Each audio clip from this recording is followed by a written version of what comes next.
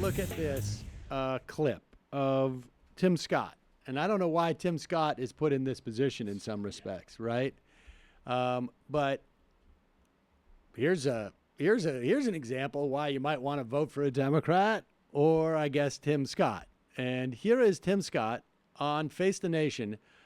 He is the Republican senator from South Carolina.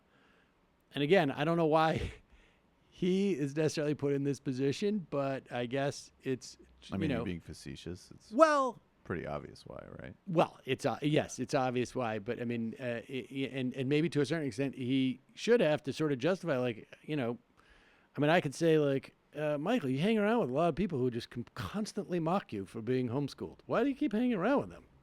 That.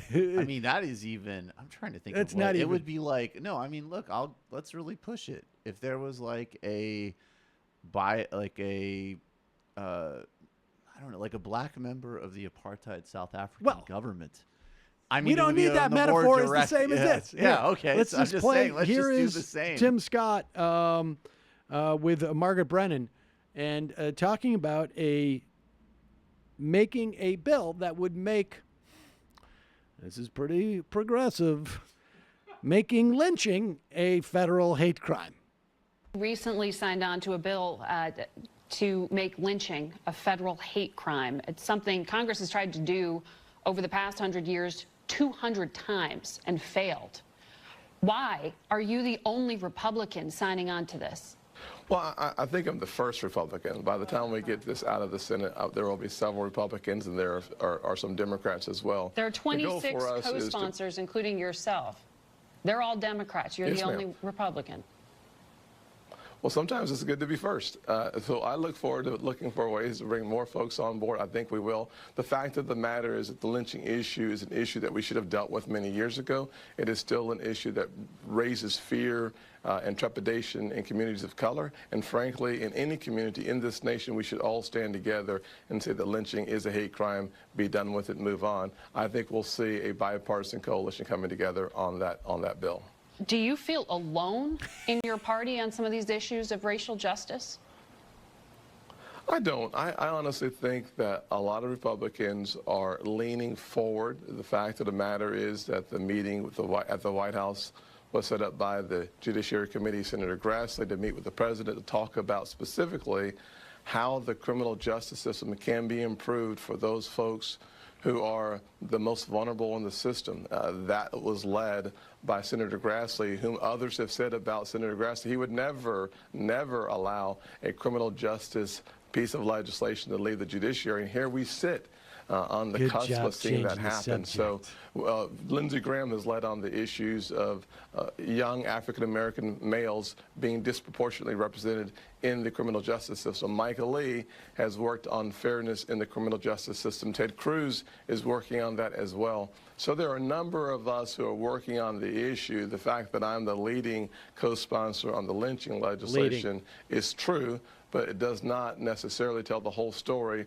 on other Republicans who are engaged in the process of making sure that we have a level playing field in the criminal justice space. So you're going to deliver their votes on your lynching bill?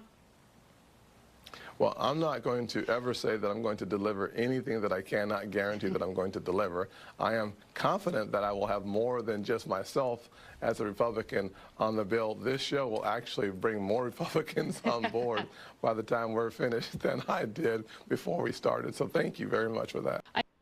Yeah, I love how he said maybe two. Maybe there'll be 2 or 3 on board. Yeah, they're leaning in. They're forward leaning. They're supporting. They're opposed to antebellum torture murder porn. The type of forward-leading leadership for the 21st century in the Republican Party. Oh, and by the way, they're forward-leading in a way that they aren't actually on record sponsoring legislation against the antebellum public murder torture.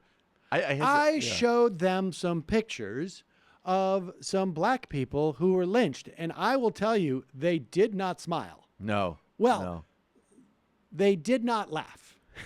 They did not laugh. Let's just leave it at that. Tough stuff. So I'm not going to guarantee anything. But lynching, tough stuff. Tough stuff. Tough stuff. When this bill was presented earlier this summer, someone asked Mitch McConnell what he thought about it, and he said, I thought we did that many years ago. I hadn't thought about it. I thought it was done back during LBJ or some period like Right. that. I thought Right. that was done back. But- I mean, look, maybe we should, but I've got. Since I thought we did it, let's just say we did, Yeah. and just leave it at that. Let's was- not.